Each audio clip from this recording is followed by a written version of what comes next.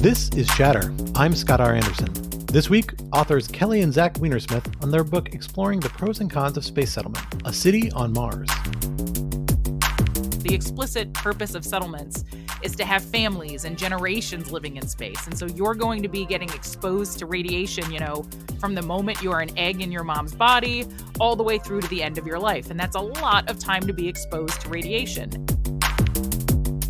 It's dangerous to underestimate the psychological effect of space activity on Earth. Like the day after Sputnik, both Eisenhower and Khrushchev failed to anticipate the huge PR effect. I do think, if tomorrow China revealed that they had 3 dudes hanging out in a base on Shackleton Crater, I think there would be a pretty non-trivial Western response.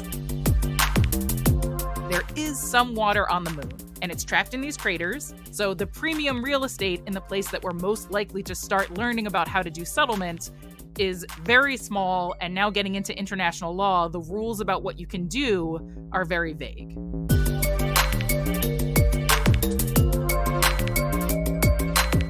Kelly and Zach, we're thrilled to have you here on Chatter today to talk about this very interesting book that combines science and cartoons and the law and outer space and many of my favorite things. And the law part is kind of a surprise. Like, this is a law book in substantial part. At least the last third or half is about international law in particular. As I was reading, and I read an excerpt from the Montevideo Convention of 1933, I think I swooned briefly because this is the sort of stuff that I love and spend a lot of time on, to the exclusion of most international lawyers even. So I'm really excited that you all dug deep into it in the space context. But let me start a little bit with you all. How did you all are an interesting couple to be working on this book and this topic together in this way. It's a book that deals with very serious and heavy and complicated topics, but with a light voice and with cartoons scattered along the way. How did you all end up working together and on these sorts of projects? This being, I think, your second book together, right? Yeah, so Zach is a cartoonist, and being funny and dorky is sort of his trade. But he also is a big nerd and reads a lot about physics and math and stuff like that. And I'm a parasitologist and an ecologist, so I study parasites and their effects on wild animals. But we both really like researching lots of different things. And we decided we were going to write a book together about emerging technology because it was an excuse to learn about that topic. So we wrote this book called Soonish, and 2 of the 10 technologies that we dealt with related to space. And after writing those 2 chapters, we thought to ourselves, space settlement might be coming kind of soon. The cost of launching stuff to space is going down really quickly.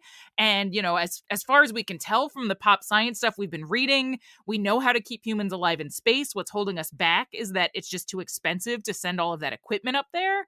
And then the asteroid mining chapter made us think, and also we're not going to have to send that much stuff from Earth because there's all these resources in space and we're just going to grab them and build these cities on Mars. And so since space settlements are probably going to happen within our lifetime, let's write the near-term guide to what that's going to be like. And we hadn't planned on having a third of the book being about international law and why this is way more difficult than we thought it was going to be. But the more research we did, the more we were like, oh man, there's a lot of stuff standing in our way. So part of what happened there is one of the questions we would ask a lot of people was, well, what kind of rules would be in place if someone wanted to sling a heavy hunk of metal at Earth? And in retrospect, we didn't talk to, I don't think, any international lawyers for that book. We talked to entrepreneurs and kind of space nerds. And with only one exception I can think of, which is Dr. Martin Elvis, it was a kind of oh, no one's really thought about that. And there's, who knows what would happen.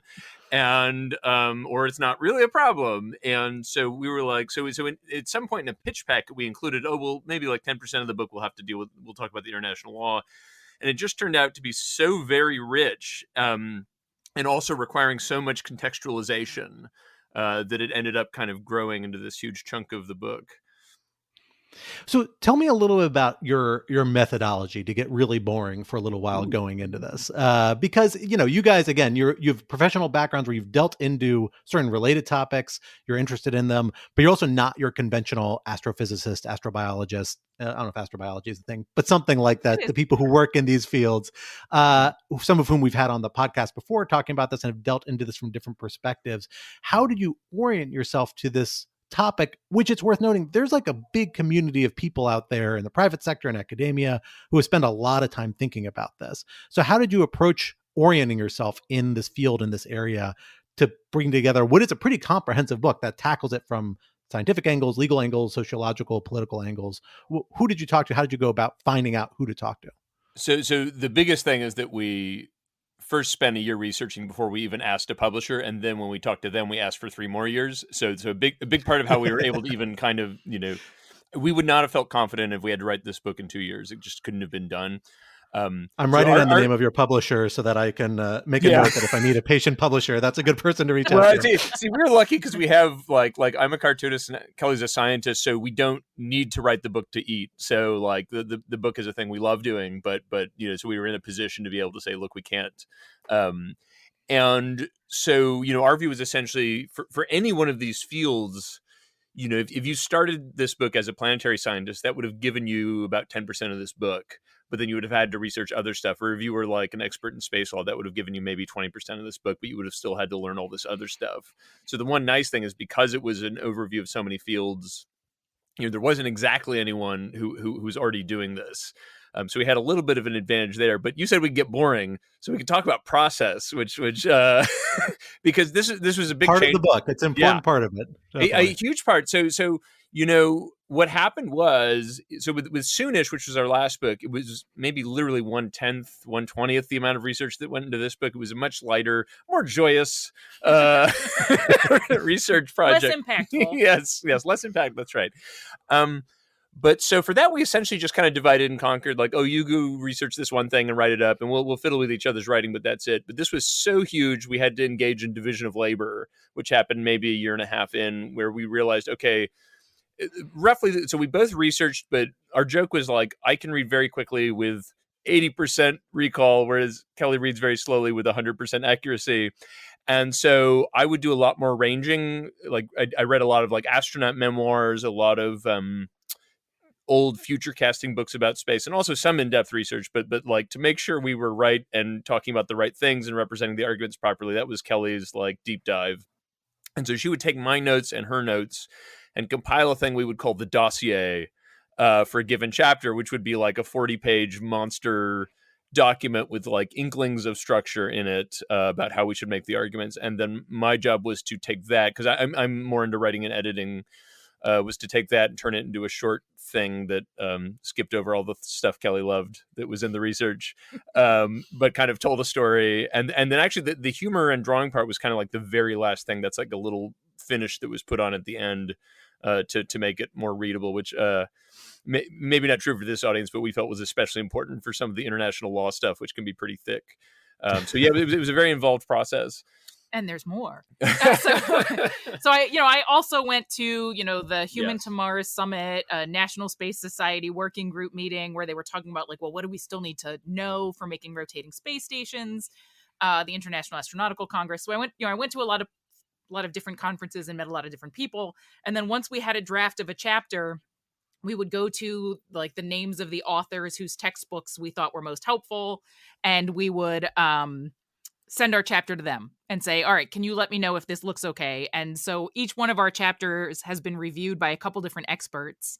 And then we'd, make edits, or if we needed, we'd get on a Zoom call to get some more information from them. And then we also had general readers who we didn't think knew any of this stuff to read it over to tell us where we were maybe getting something wrong, or were not explaining something very well. And then the very last thing, when we thought the book was done, I went through every single sentence and found a reference for every single sentence that wasn't a joke, and used that to make the bibliography to make sure we were getting it right. That was a brutal period. That was a few months of... Yes, I was watching the kids, and you were in the barn alone with... Miserable. Miserable. Because it's boring at that point. But anyway, so yeah, that was the process. Footnoting is an important part of any sort of legal writing. Unfortunately, perhaps to a fault, some might argue in legal scholarship in particular, but you spared people the footnotes, but you do a very thorough bibliography, which I think is a good balance to strike for the most part. So I want to talk a little bit to start with. You lay the book out kind of like a legal brief in a way, although it's ultimately kind of a policy prescription you all settle on. But you front load the facts and then you bring in the law and the policy afterwards. You prime us with a lot of science, and then you drift towards the more sociological and political elements of the picture, which I think is a good way to do it. And I kind of want to recreate parts of that for folks here, even though we're going to talk about the legal part. But I want to start with talking about what is the argument you're responding to in this. I mean, the book comes off as a critique of the idea that we are in, particularly of the idea that we are in the short term going to have space settlements that it is desirable or practical or likely. And perhaps even go even further to say that there are negative downsides and unintended consequences of that, potentially the pursuit of that. Focusing on short-term, critiques of some of this, to some extent, could be a little bit of a straw man, right? Like, very few people are saying this technology that we need to do these things exists now. It's the idea that we have some sort of vision and we're working towards chunks of it, right? So what are the specific arguments? Where do you see your book fitting into this discussion about the different motivations or arguments for or against the sort of conduct we're doing today and the sort of behavior or activity we may be pursuing 10 years or 50 years down the road? So I know Zach wants to answer this question, but I just wanted to jump in about the straw man thing. So, Elon Musk is saying that in 2029, we're going to have boots on the moon, on Mars, and 20 to 30 years later, we're going to have 1 million people there. And so, there are people saying it's going to happen soon. And we all know that, you got to multiply by the Elon Musk factor. Everything is times 2. But he'll tell you that, they turn impossible into late. So he thinks this is going to happen in his lifetime. So there certainly are people who are saying it's going to happen soon. And I guess we're saying they're definitely wrong. Yeah, I the way I'd want to say it is I think some of these arguments, it almost is like whether it's a straw man or not depends on what community you're in. So there are, and I mean, I think we cite several of them early on. There are people who are explicitly on our side, think this is totally reasonable. There are people who one prominent guy called us the enemy because we were saying it wasn't going to be soon.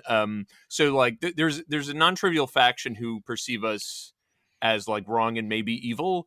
Evil in the specific sense of sort of slowing down lots of good stuff for humanity. So we're responding to them. We're also responding to the discourse, which I know is really fuzzy, and I don't like saying a word like the discourse. But what I will say is what we did to try to get that is we have a feeling about what people are saying from articles and people we talk to, but we also, like I was saying earlier, I think we read something like 2-3 dozen past books predicting the near-term future from their vantage, going back to the 20s. And you really do see the same arguments over and over and over that we're trying to reject, that this is an environmental solution, that this is the only way to stop calamity from humanity, that we're going to have to put excess population somewhere, that it will make us wise or great or I don't know, more democratic or individualistic or whatever you want us to be.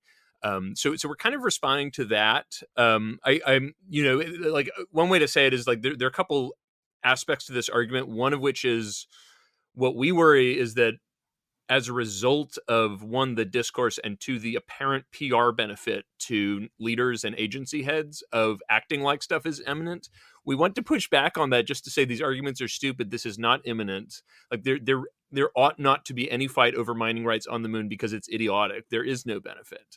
But the unfortunate thing is you get agency heads and leaders who say there is a fight. There is already a Cold War that will take place on the moon or something.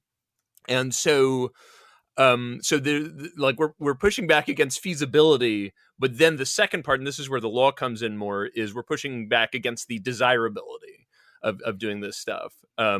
So I hope that answers your question, because I do worry it feels a little nuanced to say it's important not to do this, and also we're not going to do it because it's unfeasible.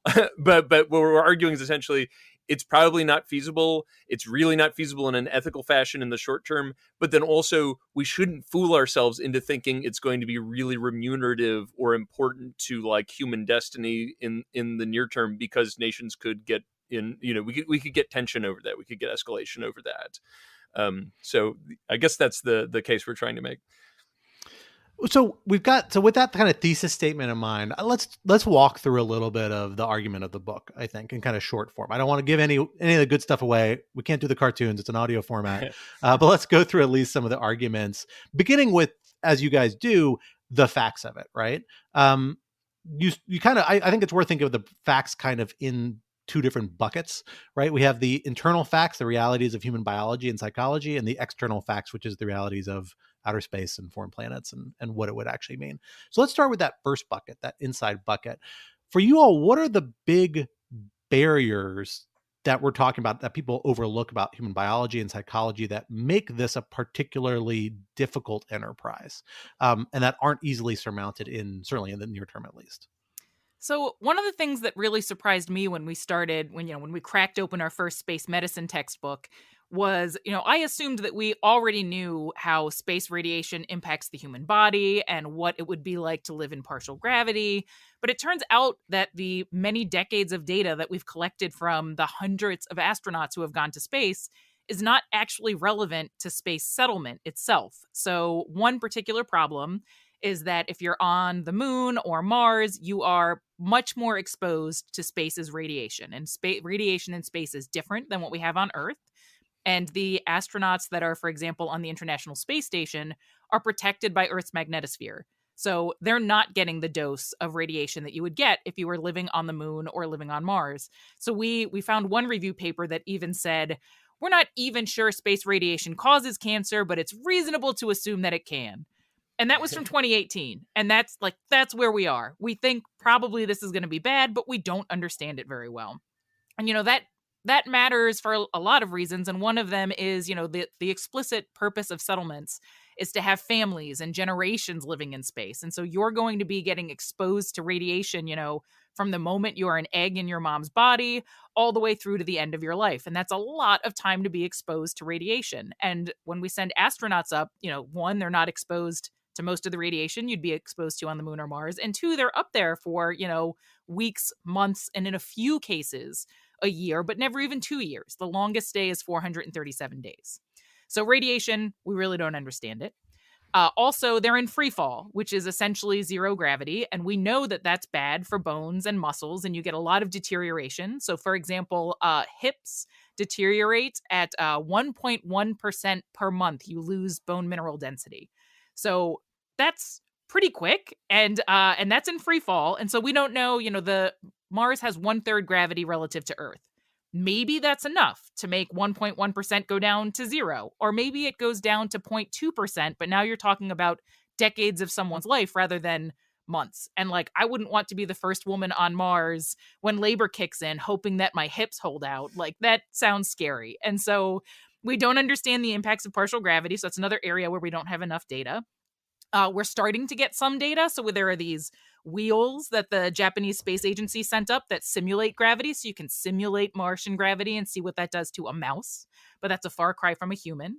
And in general, an area that we felt like biologically we really don't know enough about is, we've sent adults to space, but we've never sent babies to space. And we've never tried having babies in space. And to us, it ends up feeling unethical, all of these unknowns that could happen, and then maybe you're going to have a baby in space and things are going to go horribly wrong. And a lot of people just sort of don't talk about what that might be like on Mars, but the people who do talk about it say very uncomfortable things like, look, we're going to have to handle the fact that probably this isn't going to go well initially. There's going to be some problems, and everybody's going to have to be working so hard to keep the settlement going that maybe we're just going to have to we're going to have to change our threshold for what we call valuable human life. And so if people are born with disabilities and they can't contribute, we're gonna, and then they sort of trail off. And, sometimes they'll say we're gonna have to have a lot more abortions and it's gonna be forced, and it gets uncomfortable quickly. So to us, it seems like there's a lot of ethical problems associated with how little we know about biology right now. Psychology, we were kind of surprised to not find lots of cases of space madness. We thought that, being surrounded by the vacuum of space and, and you hear stories about the International Space Station having leaks from time to time.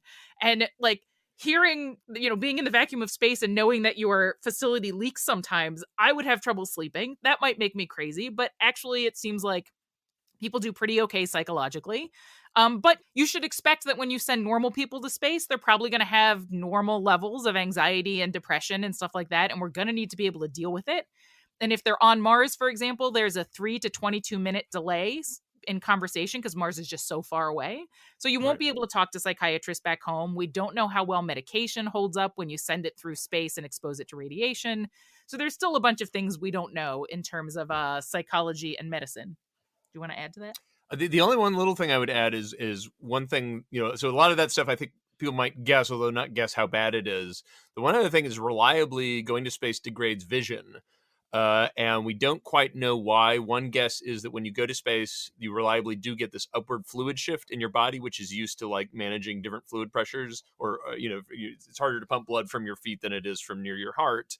And so if you look at a picture of astronauts, they sometimes kind of look babyish because they get what's called puffy face. And so the less cute part is it's possible that's causing nerve damage. And so astronauts are sent up with these goggles to adjust to the expected nearsightedness they're going to get. And like, that's not great, but the scary thing is that it could just be the canary in the coal mine for broader nerve damage. There's some equivocal evidence of cognitive degradation, but we need more data as we do for almost everything. So, but that's really cause for concern if we start sending people up for longer periods.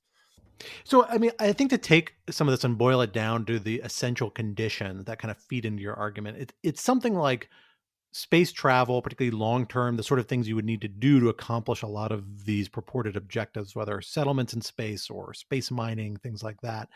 It is high risk to the point of maybe being unfeasible, at least under current technology, but it's certainly high risk to the populations and extremely costly. Does that sound right to you? Like it is essentially that if there is some way to surmount this, it requires a lot more investment in technology and other things that we don't have now. And even if we do have them, each person is going to have to be in a very customized environment with a lot of support to actually make this feasible. Yeah. The one little thing I would want to add to that is, so like if we're talking about adults who are willing to sign a waiver and go maybe die, like, that's whatever. If they're compos mentis, by all means. But when you talk about a settlement, we are talking about having children. We're talking about a permanent presence. And so you're talking about people who did not volunteer to be born into this place. And that's where it gets to be a serious ethical and legal question. And I would hasten to add that I do think it's possible technology can address all of these problems, but we're not, a lot of the space advocates aren't talking about like, okay, settlement is 5 decades away because first we need to go to the moon and we need to figure out exactly how do you protect from radiation and how bad is the radiation, and let's have a colony of rodents have babies first and we'll see how that goes. And, I think all of these problems are probably surmountable, but it would be good, I think, to have honest conversations about the length of time and the amount of money that we need to invest if we're going to do this ethically. So we covered the internal bucket. Let's talk about the external bucket. This is the most fun part of your book, except for the law part, which I'll get to, except when you talk about the Montevideo Convention, which I'll get to in a little bit, which is my legit favorite part. I love spending time reading about the different ways people think we could live in outer space and different environments. I'm kind of obsessed with the idea of cloud cities in Venus. It's my personal obsession. The gravity is great. The temperature is great. But give us a tour of the neighborhood. All right. We're on Redfin. We're house hunting. Yeah. Give us a sense of the big places that, we're talking about and what the feasibility / desirability of those are. Yes. So the first thing to realize is that although space is big, the actual places where you might go are quite limited. So let's walk through. So first from the sun is Mercury, which is blazing hot and terrible, and it's actually quite hard to go to on an orbital mechanics basis because you have to kind of drop in toward the sun, then slow down and get into orbit. So it's just we've for any place there's somebody who's proposed it, but there's really not a lot of. I think that was the one where we found some guy who was like, well, you could just sit on the terminus, which is where light meets day. And there's an not kill you immediately temperature. You just move around with the shadow. Kim Stanley Robinson wrote a whole book about this, as I recall. So I think it's the city on a train track that moves along. Yeah, just keep but then going. I think things did not end well for the city, regardless. So I might support your argument. Right. Okay. And then there's Venus, which I know you're a fan of. But on the surface at least, it's insanely hot. Pressure is something like 100 times Earth pressure. Maybe it's like 90 times Earth pressure. There's sulfuric acid clouds. The standard comparison is hell. But as you noted, it is the case that there's a place in the atmosphere where you're going to have, Earth-like gravity, temperature, and pressure. You are. I guess the question is why you'd want to be like sandwiched between doom. Other than that, it would in some sense work. We've talked to people. There's a group called Humans to Venus. They're in favor of Venus basically because I think the least implausible thing, and we just think the Venus thing is not on, but the least implausible version is that gravity thing. If maybe you can't live on Mars or the moon, and we don't want to build these giant rotating space stations, which are an option we'll get to, then maybe living above the sulfuric acid clouds is not so bad of an option. Then there's Earth, which is rock solid, really good place to live in space. And then you have the moon. Big problems with the moon. Moon is quite low gravity. It's about 1/6 Earth gravity. There's of course no atmosphere. There are 2-week-long day-night cycles, which means it gets really, really hot, then really, really cold. The surface is what's called regolith. If you want to imagine, it looks like dust, but if you put it under a microscope, it looks like eeny-weeny knives. It's really bad, probably bad for lungs, equipment, other stuff. There's reasonably good evidence for that. Also, since we can get a little nerdy, the moon is carbon poor. We are carbon-based life. The stuff we like to eat is carbon-based. It's you literally can't grow it. For people who don't remember high school physics, you can't just get carbon. You would have to bring it from somewhere, from asteroids or from Earth. That makes it really hard to imagine a long-term, permanent, self-sustaining settlement. And so the moon is actually usually talked of as a launch platform because of that low gravity and atmosphere. If you could get a facility there, but that's tough. And that basically leaves Mars. Some people want to put a place in the asteroid belt, but not usually. That's probably not serious. We can get into why. But that leaves Mars. Mars, about 40% Earth gravity, Earth-like days, about 24-hour days. Has all the elements you want. There's no carbon poorness. In fact, there's a very thin carbon dioxide atmosphere, which means carbon and oxygen.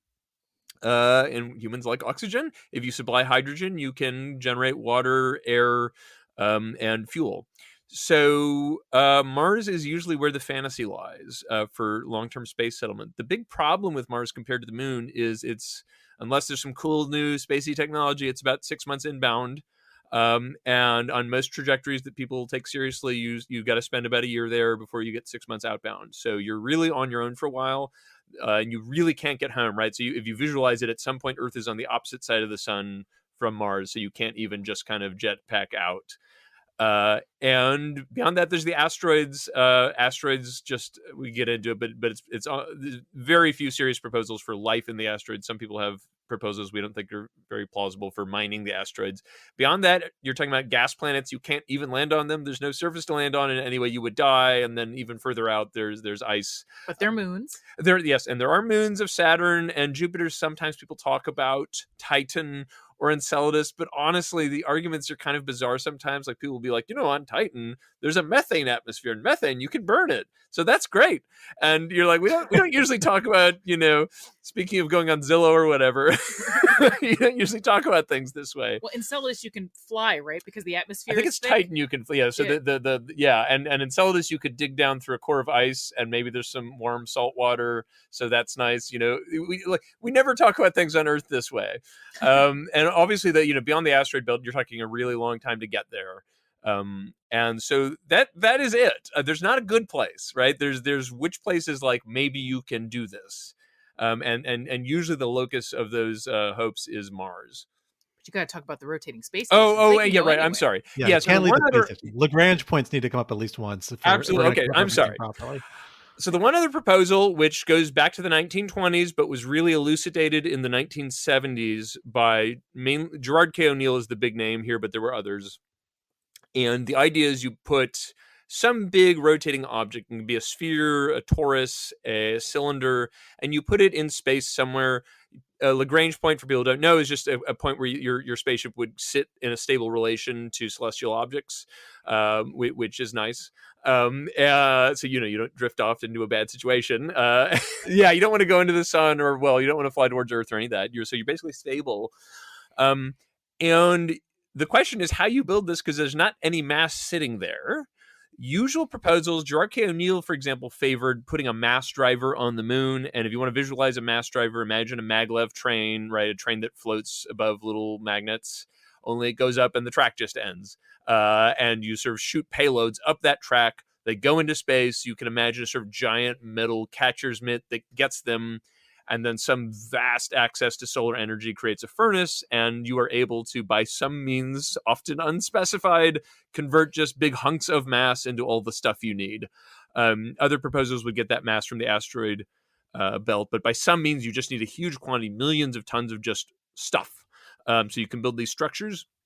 If you've ever seen a lovely drawing of like a Tuscan village on the rim of a giant space wheel, that comes from this era. It was known at the time to be ludicrous. You can't have those big, gorgeous open windows because of the radiation.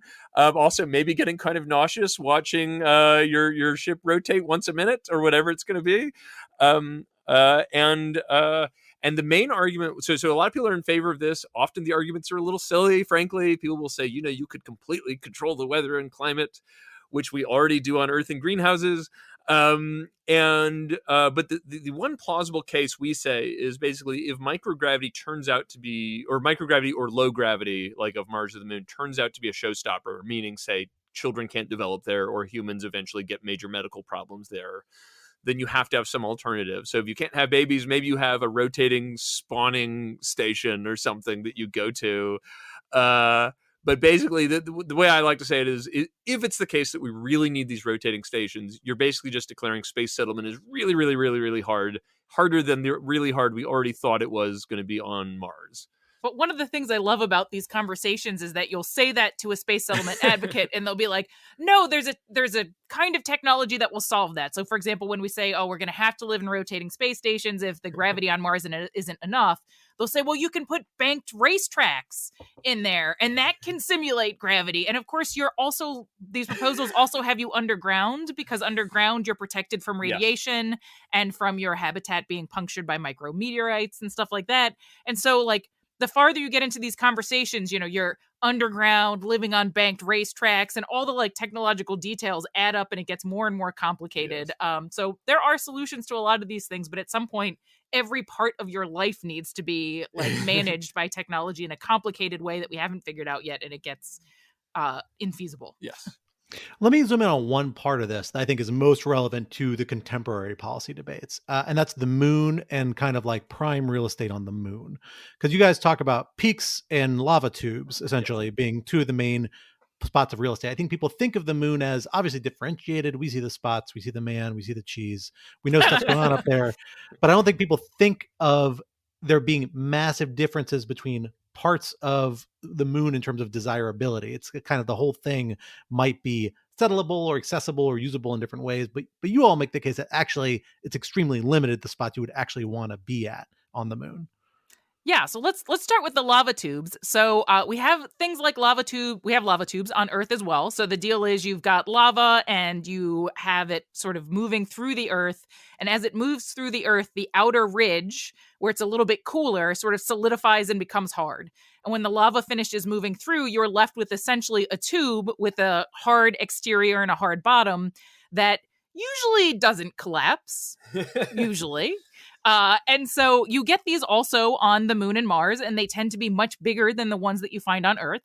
And so the idea here is that you would put your settlement inside of these lava tubes, and that would be nice for a variety of reasons. So one, the moon or Mars having that land above you helps protect you from the radiation of space.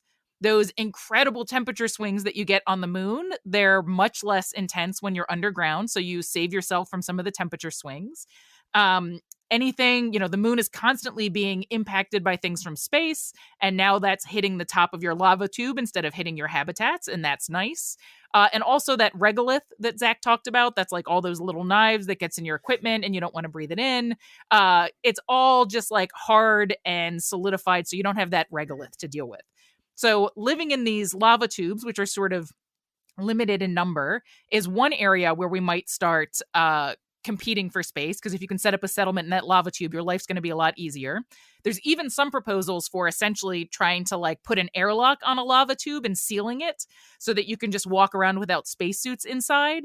Now, you're still living underground, which to me sounds kind of sad, but also kind of awesome because you're living in a lava tube. But all right, so lava tubes, limited resources that are awesome, but I think it's pretty far away for us to be able to live in one of those. We're not very good at moonwalking, let alone moon spelunking, but maybe we'll get there. But what I think in the near term is going to be much more likely to cause conflict is setting up settlements in the few areas on the moon where you can get water. So the deal is on the poles, there are areas where you have these craters, and in the inside of the crater, there's water that's been trapped over geological time, and it's frozen. And it's not like the ice cubes you get in your refrigerator, it's like a solid rock. And there's also some chemicals in there that you wouldn't want to drink. You'd have to clean it. But the point is, there is some water on the moon, and it's trapped in these craters. And if you think about a crater and how the sun is hitting it, if it's at the top of the moon, the sun sort of glances off the top of the crater.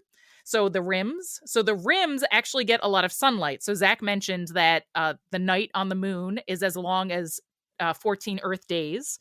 So that's a long time to go without solar power. So you're going to need something like nuclear reactors, but that gets complicated. A lot of proposals would really like to have solar power, but unless you're going to have infinite battery banks, it becomes hard if you got to go 2 weeks without any light. So if you're on the rim, you can put solar panels up there, and these are called the peaks of eternal light, but they're more like the peaks of almost eternal light because it's like 86 to 90% of the time they get light. So your solar panels are doing much better here.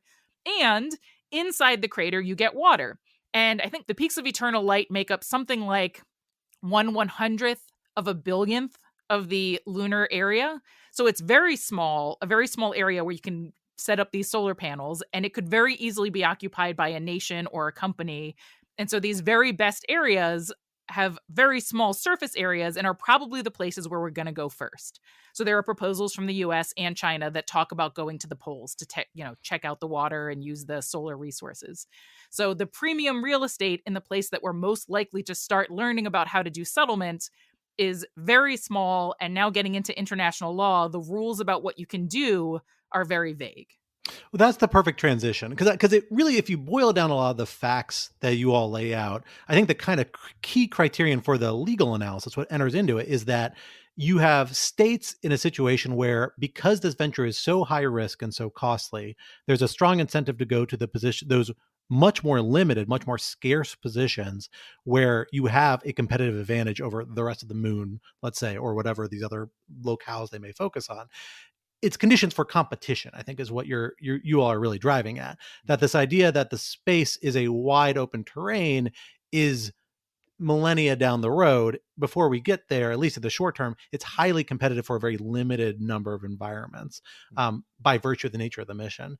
So that is what brings us to the legal element, right? Because when you're talking about access to scarce resources, that's where regulation comes in. The idea about how do we structure this so that competition, but it doesn't become all out competition. And that begins with the Outer Space Treaty, and then you all bring it to a discussion of the Moon Treaty and the Artemis Accords, those being kind of the three big legal steps that we've kind of seen over the last 60 or so years.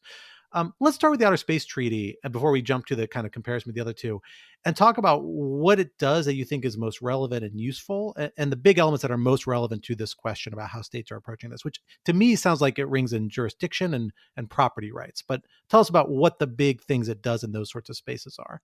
So the Outer Space Treaty came about during the Cold War. So the United States and the USSR, we were starting to set off nuclear weapons in space to sort of explore their uses for things like knocking out enemy satellites. And the whole international community was, reasonably uncomfortable about the way that things were going. And we were starting to send astronauts up at the same time. And the astronauts were not super excited about being up there when nuclear weapons were getting set off.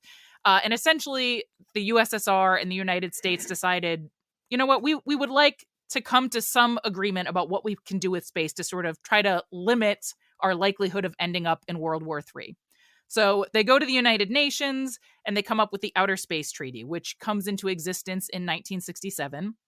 And it has a lot of different things that aren't relevant for space settlement. So, for example, if an astronaut accidentally lands in your territory. So, if John Glenn had accidentally landed in the USSR, the USSR promised that they'd return him without hurting him, and they'd return the spaceship and stuff too. And then there's, a liability clause, a registration clause. You should register everything you send to space. But from the perspective of space settlement, the most important piece is probably Article 2, which essentially says you cannot claim sovereignty over anything in space. So if the United States gets to, Shackleton Crater, which is one of those craters that we think we're going to fight over, if you get to Shackleton Crater first, the United States can't say, all right, finders keepers, this is ours. But if you land a craft on Shackleton Crater, that craft remains yours. Even if you leave it there for decades, it is still yours. People can't say, oh, you left it behind, so we're going to move in. And it's unclear from the Outer Space Treaty what you can do with resources. So, for example, if there was something in the regolith that somebody wanted to collect and sell, or if, for example, you wanted to dig up that water and separate it into oxygen and hydrogen and then make a gas station on the moon for other rockets, you could sell those as propellants. And so the question is that different than sovereignty? And so many states argue that yes, that's collecting resources and selling them is not the same thing as sovereignty. That's totally okay. But then there are other countries that say, well, the Outer Space Treaty sort of intended to cover that kind of stuff. With that, the whole point was that we shouldn't be scrambling for anything up there. We wanted to keep things peaceful. And so yeah, that's the Outer Space Treaty and the ambiguity that's left. So we've got this vision of the Outer Space Treaty from this era where it is an idea that we're going to prevent assertions of sovereignty in the Outer Space Treaty. We're going to set some baseline rules about how to access it. There's this ambiguity about, what happens when you take assets from the moon or from outer space, expropriate or take or use resources there. But there is a kind of rough framework here.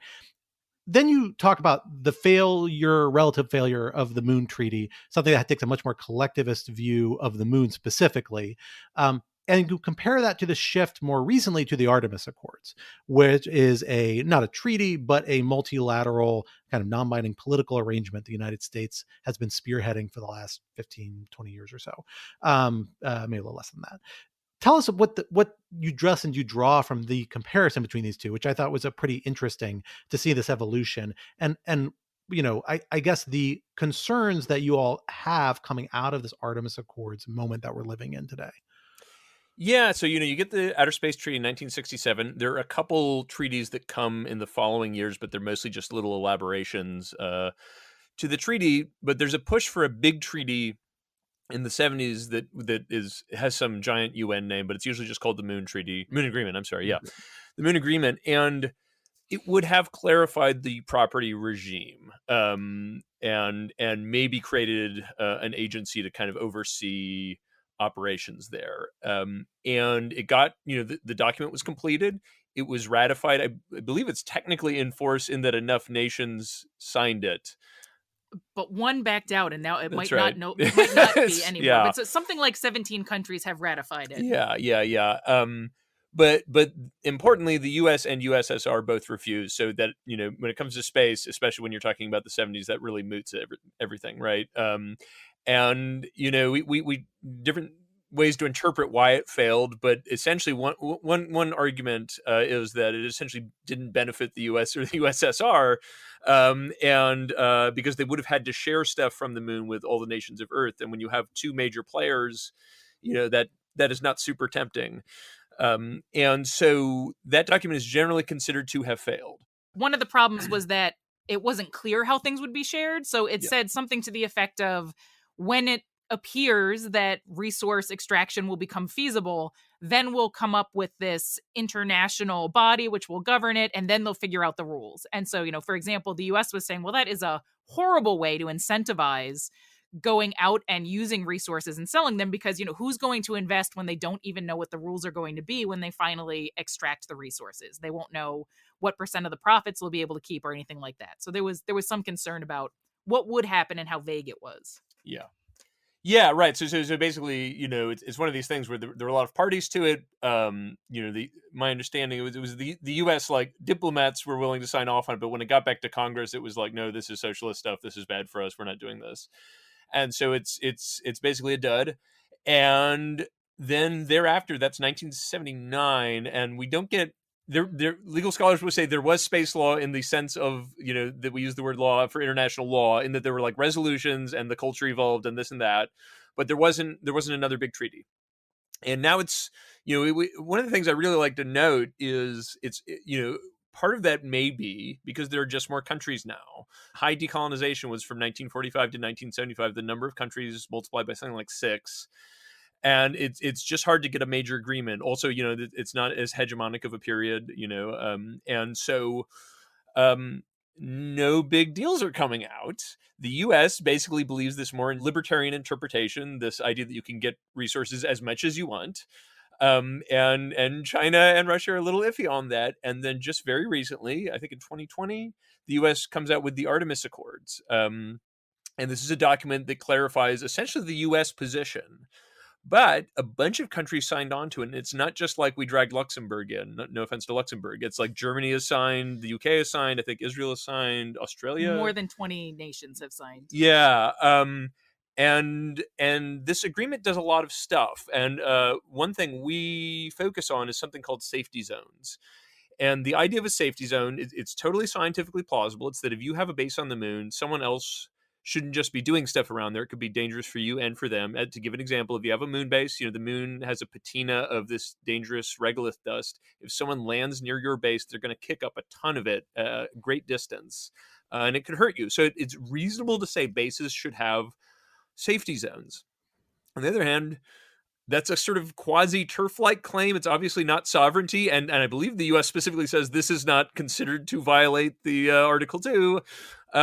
But it sure is a little weird. And given that we also don't know how big the radius of the safety zone is, and given how small the premium real estate is on the moon, you could get into a kind of scary situation. Now we've said we don't believe there's actual valuable resources on the moon. There's valuable science and cool stuff.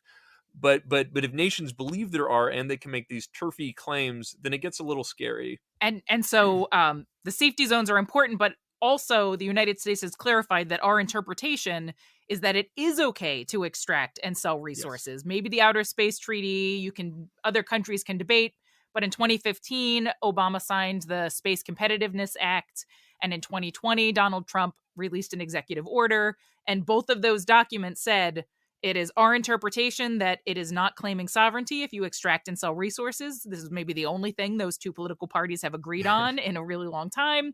But it does seem to be that Americans across the board, our interpretation is that it's okay to do that. And I think China probably has a similar interpretation because they talk about having a cislunar economy. But they haven't signed the Artemis Accords. I think they can't because of the Wolf Amendment and some U.S. laws about not being able to collaborate with China. You've got two major space powers that seem to be on board with extracting and selling resources, and maybe this is becoming customary law. Well, you won't have customary law until you have some practice, probably. But anyway, more countries seem to be signing on to this interpretation. So, I mean, this is like a big hub of your critique of kind of the status quo, the drift of law and policy in this space, is this concern about privatization. And, people who have been pushing for it, have been lobbying for it. There's a lot of industry folks around industries that don't exist yet, like asteroid mining, essentially, planetary resources, which I don't believe is extant anymore. But it was one effort to do this, big involved in lobbying at this period. The logic basically is that, I think from a public policy perspective, you are giving a incentive to private industry to begin investing in the technologies necessary to get to space. Probably just the government contracting alone and the private contracting from satellite deployment alone isn't enough to develop or encourage the development of this technology, at least not at the pace or at the volume and scalability that we want. You got to give a bigger carrot at the end of the stick. And that is this resource acquisition of some sort. I guess my question is, what is the biggest source of concern for that? Because, a big part of your argument, again, is that these things probably aren't going to be that feasible in the near term. And regulation, the cycle of regulation in evolution of American and international law tends to be limited regulation, and then it ramps up as economic activity increases, right? And you see externalities.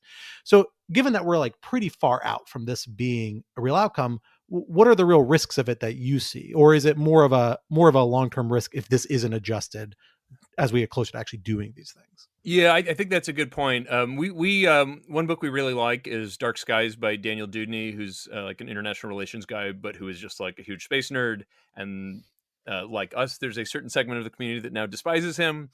And not that you despise him, that you are despised. Oh, did I say that? No, we are despised like Dudney. We share in being despised. That's I'm sorry. Right, yes, that's right. yes. Yeah, no, we like Daniel. Oh a lot. boy. Yeah. Thank you for clarifying. Yeah. So his argument was essentially, you know, that his concern as like an international relations liberal is that it just leads to escalating tension. So one way to say it would be, you know, the well, I was going to say first space race, but I think the only space race, you know, the one from the 60s, is essentially a race to do a thing anywhere on the moon, right? So there's no kind of zero-sum quality to it. It's just do the thing. If you're talking about these quasi-turf-like things, I guess the scary thing is you get some escalation of tension on Earth if you get U.S. or Chinese parties wanting to occupy nearby or the same space. And I agree. I don't see it like sort of like, you know, if the U.S. had a base tomorrow claiming some huge chunk, I don't think like tomorrow you get nuclear war. But I also think it's dangerous to underestimate the psychological effect of space activity on Earth. Like one of the stories that gets told a lot is how the day after Sputnik, you know, the first satellite in 1957, both Eisenhower and Khrushchev failed to anticipate the huge PR effect that was going to happen. So, I do think, you know, if tomorrow China revealed that they had like 3 dudes hanging out in a base on Shackleton Crater, I think there would be a pretty non-trivial Western response. What it would be, I don't know. But that's why we're, as boring people, would like there to just be some sort of entity that says, can we make this boring? Well, let's talk about that entity and that boring, right? Because that's the solution you all kind of settle on. And this is the part where all my international lawyer genes, and I am a big international law fan.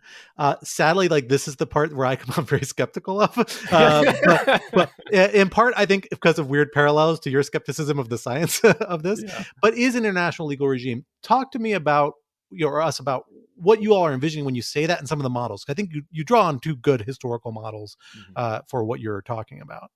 Yeah, so I've been really looking forward to this part of the conversation because we listened to you review the book on another podcast, and you said, "Oh, I'm not quite as optimistic," and I was like, "Oh, I want to know why." So anyway, so I'm looking forward to that, to hearing more of your thought. But so the 2 parallels that we draw are how Antarctica is managed and how the deep seabed is managed.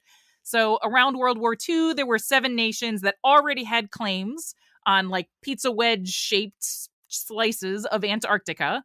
And things were starting to heat up. Some shots were fired, but there was 15% that was unclaimed, and the USSR and the US hadn't claimed any chunks. And part of why they hadn't claimed anything was because they didn't necessarily want to kick off World War III over the frost-laden crap bag that is Antarctica. Like, it's horrible. Am I allowed to say that on your show? Yeah. Yep, absolutely. No worries. Okay. All right. So around that time, the nations start to be willing to have some conversations about what we're going to do about this. And you come up with the Antarctic Treaty System. And so I think it was 61 when this comes into reality or comes into being. And so the deal is the nations that already have claims, they agree to just sort of not talk about it for a while. Like, so you end up with a situation where claims had already been made, but you can still step back from the precipice and not get into like debates and war over it. But these claims still exist. Nobody has to say that they don't have these claims anymore. But it's important to note that there are also overlapping claims. So like there's an area claimed by the UK, Chile, and Argentina. So it's like it's potentially a problem if people are not willing to just ignore or, you know, relax, or however you want to say it about these claims. Yeah, so this has become a place where you're allowed to set up research bases, and they can be just about anywhere, but no one's allowed to make any new claims, and we agree to just not talk about the old ones.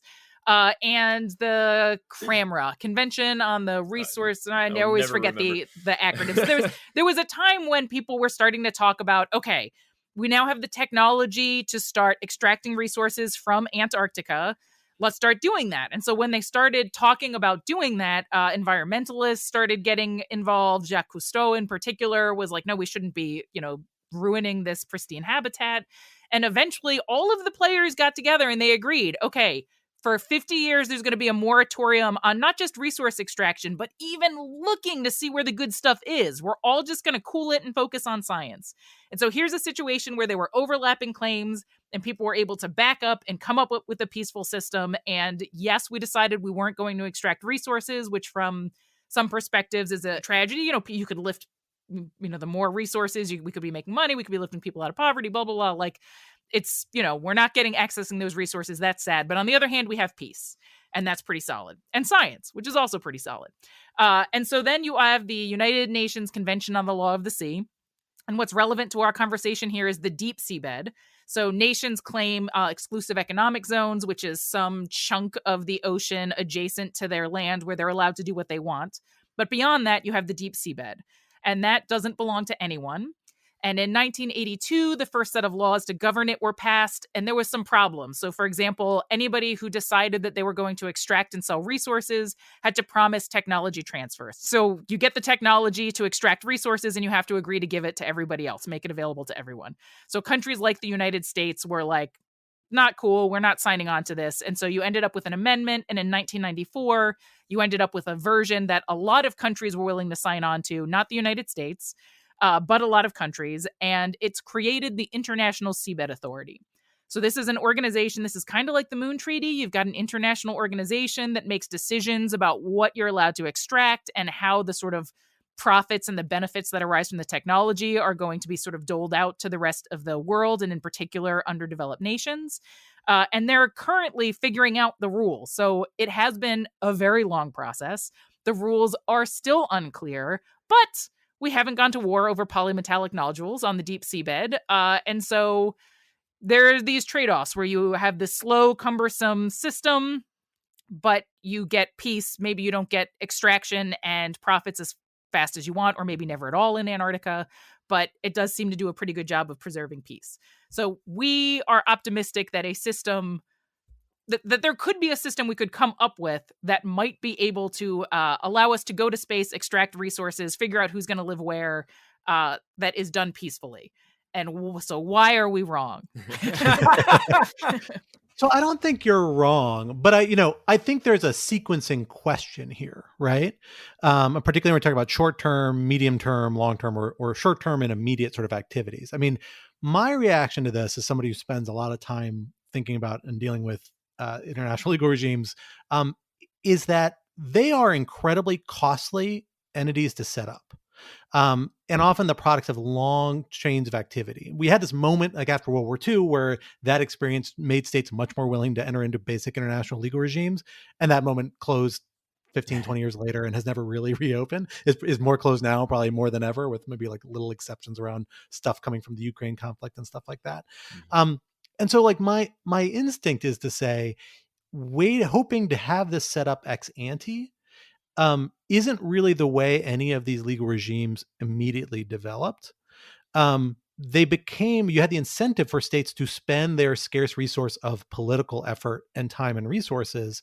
They became worthwhile doing there because there became desirable activities to do in the space and a cause for competition, which in turn became a source of concern for competition, right? You need to have some sort of critical mass of activity and understanding before states get to the point, particularly these days, to arrive at one of these international legal regimes. So that's my reservation, is that I'm not sure this vision is mutually exclusive from what we see now. Mm-hmm. Now, if the Artemis Accords was all that was to ever exist, that would be a problem. But they themselves are quite express saying this is, the goal is we're going to use this practice to build up multilateral rules and regimes and institutions.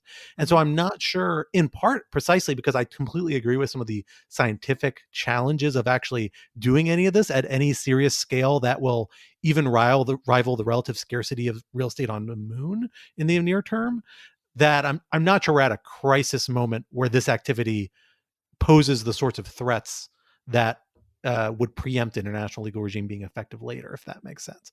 I don't think we disagree. I think what we're saying is we think this would be good, but whether it's feasible is a tougher question. One thing we saw over and over from space law scholars there would almost inevitably be a paragraph that was like, if you got the legal regime worked out in advance, it could save a lot of trouble later. I don't know that it's ever happened, but it was the view that actually, you talk about scarce resources, you could probably save some scarce resources by just everybody agreeing to something. But of course, part of what happens in practice is you find out what you actually needed to regulate. So obviously that matters. The one other thing I would add, and again, we don't think like war is like going to happen tomorrow or anything like that. But that, and for reasons that are kind of hard to explain, maybe have to do with like science fiction or something, people do think about stuff happening in space in a way that's different from how they think about the seabed. I think if you found out tomorrow that Russia had put a little base on the bottom of the ocean, you'd be like, neato, and then you'd change the channel. Somehow, the way I want to say it, which is maybe a little cynical, is that the public has just historically always overestimated the importance of space to national power, and that politicians have always been willing to use that in a cynical manner to push things they want. We are skeptical of the economic case. Part of why we want an international seabed-like framework is that it would leave open the door to economic activity if we're totally wrong. But I do worry it's worth noting, for example, that like agency funding for NASA gets like over $20 billion. I don't know what the oceanographic NOAA gets, but I think it's substantially less. So there is something a little distinct about space.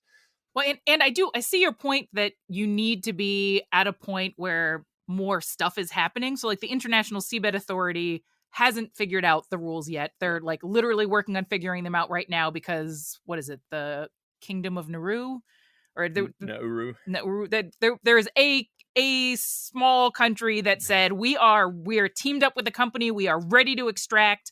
Your 2-year mark to figure out the rules has started, and I think we're past it, and they still haven't figured out the rules. But like you did need to get to a point where it was like, okay, we are now ready to do this. This is the exploration phase has happened. We know where the good stuff is. We are ready to start selling it. But people started thinking about it, in 1982, 1984, and it's sort of been like, gaining momentum as things go. And so, I don't think it's the end of the world if we don't have a plan in place by the time Artemis lands humans on the moon again. But I think that once we start setting up, bases on the best parts of the moon, it would be really nice if there was like a place where we could say like, all right, the US gets Shackleton Crater and China's going to be cool about it because they get, this other crater or something. And it would be nice to have a system like that that is done peacefully. So I think we're in a good degree of agreement then on this. Here's what I will say. I will never be one to put international lawyers out of business. So NASA, you should call us up and start talking about this. Because I think thinking about this and doing the sort of creative thinking you all do in this book is a really necessary step and something you want to do decades in advance for tackling some of these issues. Not just these issues, but the much further out legal issues that begin to be raised when you start talking about actual space settlement and, Mars colonies and things like that, which I feel like we would not do the listener justice if we did not touch on those further out legal issues as well, which you spend some time on in the book, which is a lot of fun. And this is where the Montevideo Convention finally comes in. I've mentioned it like 5 times, so let's talk about it. Yay. Let's talk about space states. Because I thought this was a great process of dealing with reconciling this idea like, what if we have people living in outer space, but in theory they're not on sovereign territory. They can never be on sovereign territory, at least as long as the Outer Space Treaty is a thing, and they are all under the jurisdiction of the state that either they launched from or that they're nationals of. So tell us a little bit about how you envision space states working. When will we finally get our Mars, our free Mars nation state, and how will it come about? We wouldn't want to speculate on a timeline. We'll do the more interesting thing of talking about the legal mechanisms. Yeah, so this was a really interesting research project for us because people often say, well, you can just create space states. We'll shred the OST, or the OST, actually says we can create states. You just don't understand it. But like OST is pretty unambiguous. Article 2 says no sovereignty. And that's where the Montevideo Convention comes in. Let me back up just slightly. So the real pain point in the research for this was reading Crawford on state creation. His 1,200 page. It's literally one of my favorite books. I'm really hurt to hear you say that, but that's Okay, great. it's your favorite. Was I it a have it page open in turner? Google Play right now, actually, for a different project. Oh my God. All right. I don't know. Maybe you sit on the beach reading Crawford. I was the one who got the task of reading Crawford, and I remember just being on like page 700 and being like, God, because It's a little dense. It's a little it's dense. not action packed. Well, it's got that legal thing where it's like, if he's repeating a point, he doesn't say, now I already talked about this earlier. He repeats the whole thing to make sure it's clear in this other context. But anyway, so that was like, I think that's from 2005. So it was our sort of defining document for this section, but we did try to like, see what's new in this field. But everyone I talked to was like, you have to read Crawford. It's just the deal. And, and I guess that was joy for you. It was it was all right. So this is where the Montevideo Convention comes up, which is was it 1933? There's a document I think initially only meant to apply to the Americas, but sort of in that way international law works, ultimately becomes the kind of standard for what is a nation. And for our purposes, the relevant criterion is that a nation has territory, right? So even if it's eeny weeny territory like the Vatican City or Monaco or whatever, it's got physical territory. And when you pair that with Article 2, which says no to territory, the answer you would think would be under international law, you just cannot have space states without violating the law. You can violate the law or you can not, but you can't do it. And the interesting thing we got into was in reading Crawford, this question of, well, like, wait a minute, international law also says you can't break up states, and yet states come into existence by some means. And so we wanted to understand how that happens. And so in broad strokes, it's when empires break up, when blocks break up, you get the creation of new states from the entities that were in them, right? So like the, breakup of the Warsaw Pact or the Ottoman Empire, that sort of stuff. You get states then, but what we were really interested in is how under like more quote unquote normal circumstances do states come in. And between Crawford and people we talked to, the idea of identity seems to be really important, and in particular self-determination, right? So the way we phrase it is you have these two big standards, these towering standards of international law. One, which is that you can't, territorial integrity. It was talked about a lot during the recent invasion of Ukraine. Territorial integrity. You can't break up nations. But then there's this other thing called self-determination, which is a people, meaning like Japanese people or Jewish people or Quebecois people, have a right to have a say in their own governance. That doesn't mean they get a territory. It just means they can't be like super oppressed where they are, right? So the major case, you probably remember the name of it, is the one in Quebec. There's this big case in Canada. And the reason it's considered international law, we were told, is essentially because they got really good scholars, and it's been referenced since. And basically the finding, and again, it's much more nuanced, but for our purposes, the basic finding is Quebecois people, do not obviously have a right to secede from Canada, because like if you're Quebecois, you can run for office and you can vote, and it's not like being a Jew in Germany in 1938 or like being maybe you'd say a Native American over many centuries on this continent. It's just not the same, and therefore you don't have that right. But there have been cases where that right has been invoked, and things that wouldn't normally be totally cool under international law, and this is where space comes in, things that wouldn't normally be allowed are considered to be acceptable. So we use the case of Bangladesh, which I guess is kind of the classic case of this, where Bangladesh is not only breaks off from Pakistan, but very quickly is recognized by the international community as a legit state. Because the word, we are not historians of this, so I'm very uncomfortable using with what language we want to use, but the word genocide was used in that context by scholars. So it was considered that those people had a right to their own state. And so what we essentially say is, under international law, you can't create a sovereign country in space. And it is important to note that no one has ever created a state out of a commons to our knowledge.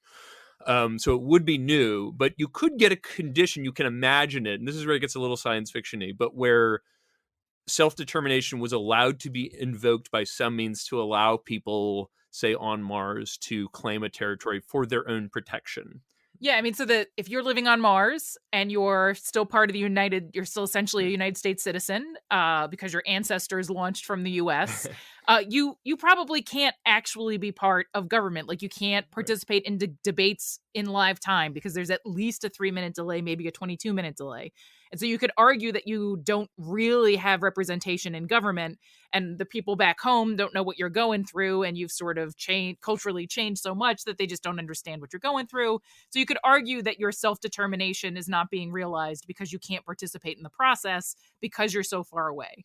And so then the question is, would that rise to the level where you are allowed to now claim a state? And we are a little skeptical because, so if you end up with essentially a bunch of Americans in one spot saying, well, we don't have self-determination, so we want to be our own state, how would, for example, China feel about essentially, United States citizens starting U.S. Part 2 on the moon or something? And, they probably wouldn't like that. And how would countries feel about this precedent of the commons now becoming a state? And, are other people going to move to the moon or Mars and say, well, now we get to be a state too because of self-determination. Seabed states at some point down underneath. Yeah. That's right. And so we think it's possibly quite unlikely, but if you were to be able to create a state on Mars, it's possible you would need to have quite a bit of loss of rights before that's able to happen, which is unpleasant. Yeah. It's a really interesting question. I think it really raises this question, frankly, in my mind, of the role territory plays in a environment like a commons as being an essential component of state, and maybe self-determination, a concept which really has come into its fore since the Montevideo Convention and those kind of standards were laid out, like has begun to maybe even supplant it in these hypotheticals where what are the values we're really serving. So we have to talk about one topic before we close. And I want to talk about space war because this is, of course, there's a whole movie series based off of the name. It's right there, Star Wars. War features prominently in every science fiction account that I can think of, almost everyone anyway. And you guys have an interesting time, an interesting take on space war. Talk to us about some of the weirdnesses of space war and how they enter into this equation and the political equation before we have to part. So are you interested in like the near-term uses of space for war on Earth, or are you talking about how war might be different if you have Mars versus Earth, for example? I think a little bit the Mars versus Earth scenario is a little interesting. I think people can envision some of the more near-term solutions, something we've dealt with and thought about, but those further out sort of scenarios that feature so prominently in our popular culture, I thought you all had some interesting takes about how maybe they're a little different than people might think. Yeah, so one of the things we were a little bit worried about is, say you have Mars versus Earth. So first of all, we think that this would be highly unlikely for a really long time because Mars is not going to rebel against Earth until Mars could survive without Earth, which is many decades away. They're going to need advanced computer chips, and you can only get those in a few places on Earth. And so like Mars is going to have to be very developed before they feel safe enough to attack Earth. But if they did feel safe enough to attack Earth, there's some things you might have to worry about. So, on Earth, if you've got two countries and you're using chemical weapons or something, you have to worry about the wind changing direction and the chemical weapons blowing in your face. If you release a biological weapon, you have to worry that it's going to spread to your country and your people are going to get it also. If you set off a nuclear bomb and it's a big enough explosion, you got to, your people aren't going to be happy about nuclear winter either. And so to some extent, sharing this bubble with the people that you're angry at might mitigate some of the uses of these more extreme kinds of weapons of war. On the other hand, another thing that keeps you from using those weapons of war is concern about retaliation. So if you use chemical weapons, your enemy will too. And so to some extent, you're willing to back off because you don't want to get attacked by it also. But, so if you're not sharing the same atmosphere, you can imagine, the Martians saying, all right, if we drop, maybe they're not going to drop nuclear weapons, but if they nudge an asteroid in our direction, that could essentially create the equivalent of a nuclear winter. And we know the dinosaurs weren't super happy when that happened. And so, because we're not necessarily sharing in the implications, you can imagine war between two different entire planets could get quite nasty if you didn't have to worry about blowback, for example. Yeah, the one thing, so one way to think about it is because of the way gravity works, we are effectively both Mars and Earth would be down a hole, right? Which you never want to be down a hole when you're fighting a war. And so, it could be especially bad. But the main reason we wanted to get into this idea of warfare is that there is a belief held by many people in the space community that the sort of sheer awesomeness of going to space will mitigate war, or the sort of riches we'll derive from space will mitigate war, because we'll be so rich. Why would you have war? And so one of the things we did is we did try to read a lot of the war literature and talk to scholars in war. And we ended up deciding we didn't want to do a sort of full-fledged, let's talk about theory of war, because it's incredibly complicated and people disagree. But we did want to talk about, like, there are scenarios on Earth where war happens, for reasons that have nothing to do with sort of like how good each person who is a human is doing. They have to do with relative power of the nations involved. And so we mostly just wanted to document that, to be like, guys, it's still going to be dangerous. It's still going to be a risk. Not only do we not believe that war is going to stop because of going to space, if it did happen, you could imagine it being particularly bad. And the one last thing is, the reason that's really important to us is one of the main arguments said over and over and over by different factions. Elon Musk says it, Stephen Hawking used to say it, is that we have to have a Mars base. Not just that it would be good economically or whatever, like, we have to have it even if it's a bad idea economically, because we don't want to put all our eggs in one basket as a species. So examples like that, to me, help illustrate that actually the equation could be more complicated. There are things we might do in pursuit of that extra basket that imperil the eggs. I don't want to go any. This metaphor is getting weird, but you see what I mean. Yeah. So it's the Alderaan scenario is all too realistic, is what you're saying. The Death Star taking out a whole planet. No, totally fair. Well, so we're coming to the end of our time together. So I want to bring this together with like a kind of a vision for folks, because you will close the book noting a thread you have from the outset, which is that you're not inherently hostile to the idea of space settlement. You came to this project thinking this is something real and desirable and wanting to look at it, and you've just kind of become more skeptical of it. So, you talk a little bit about some of the arguments that you find might be persuasive for pursuing at least certain types of human space exploration, I'll say, whether it's settlement or at least, enhanced travel to outer space. And what are those arguments that you find persuasive, and what would they lead to in terms of a positive vision of space exploration and perhaps settlement in the future? Where do you think that lead in the near term, and then perhaps beyond that? Well, so one of the arguments when we started researching the book that we found the most compelling was that it's awesome and no one has a right to stop you from doing this awesome thing. And over the course of researching the book, we still felt like it was awesome, but we felt like the risks that could be incurred on Earth, for example, starting a new space race with two nuclear powers, the US and China, meant that it's awesome, but people have a right to slow you down because there are potentially implications for other people. So that argument kind of fell on its face. But we still find this Plan B argument compelling, this argument that it would be nice to have a backup of humans somewhere in case something happens to Earth. But one of the main points we make in the book is that you can't have a self-sustaining Mars settlement for a really long time. It's just going to be too hard. You're not going to have enough humans. You're not going to have enough technology. And as Zach just said, you need to make sure that creating your Plan B planet doesn't destroy the planet back home. So if the best argument is that we need a Plan B, then to us, that really argues that you need to think very carefully about how you do this. And you need to worry about the law. You need to worry about the biology. You need to worry about the ethics. And so we sort of end the book on a roadmap of, here are some things that we think need more work if we want to try to make this long-term Plan B thing happen. And we need to all accept that it's going to take a long time. And so let's just sort of work on slowly trying to do it and do it the right way. Yeah, the one thing I would add to that is it's like the problems basically show up when you start talking about permanent settlement, where people are like having families and considering themselves to be of this place. But you can do a lot, both legally and maybe technologically, that's short of that, that's really cool. Like, so if you want to explore like all over the moon, all over Mars, like there's no legal problem with that. There's no obvious like ethical problem with it. It's when you start bringing in like children and quasi-territorial claims and this more advanced stuff that it gets scary. And then what we try to close on is this idea that like there is a lot of development that needs to be done technologically, but also in terms of international law. And it's all kind of awesome, right? So it's like, it's seconded wholeheartedly. Yeah, this is my retirement plan. So please, I'm all on board. I'd be curious to ask you. So one thing we thought about, just, we were completely naive to international law. And so we ended up, reading these textbooks and really trying to dig into it. And I wondered why, maybe you could answer this, why more young people aren't interested in international law? Because it's like one of the few places where you can maybe have a real impact by just doing scholarship. An impact for generations. Yeah, like you the could be the future of humans in space. You could be the Grotius of space. That could be you, children.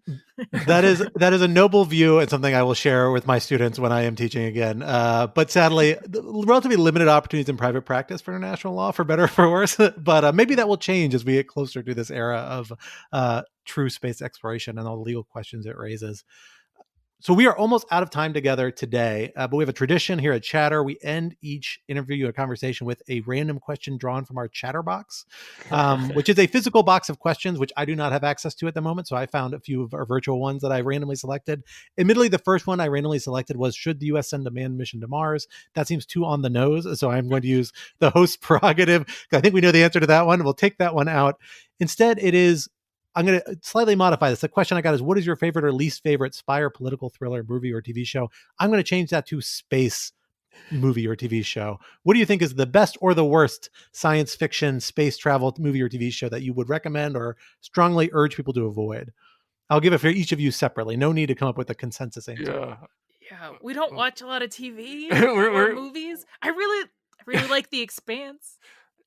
Expanse is pretty cool. Agreed. The Expanse is pretty awesome. So I'm going to go with The Expanse. And I also, so my day job, I study how parasites manipulate the behavior of their hosts. And The Expanse has a parasite that like manipulates behavior. And so it's got all the things that I love. Yeah. So I'll say The Expanse. Part of why this is a tough thing to answer is because at least for me, I specifically avoided all science fiction about space settlement during the research phase because, like, you will find people in this field who cite science fiction as if you're allowed to cite science fiction, which you are not. And so I don't know. I guess, I repeatedly had people where I was like, is this thing possible? And someone was like, well, they did it on The Expanse, so probably. And it's, we told that to the guys who wrote The Expanse, and they're like, it's fiction. We're like, we know.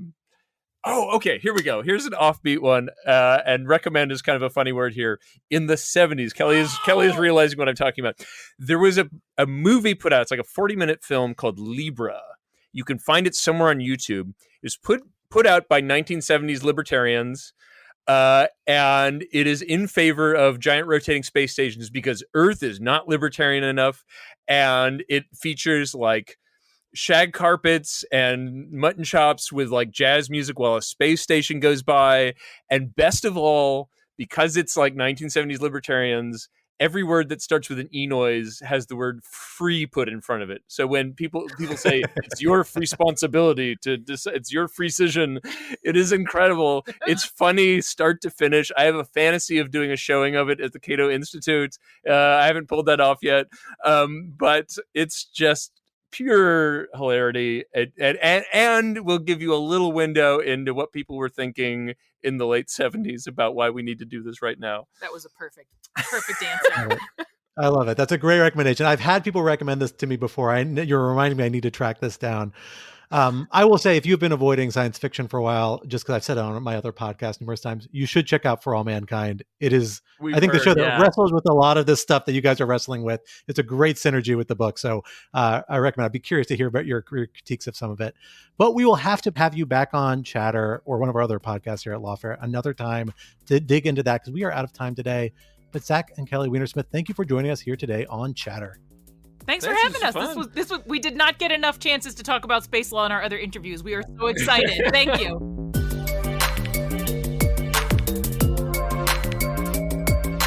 That was Chatter, a production of Lawfare and Goat Rodeo.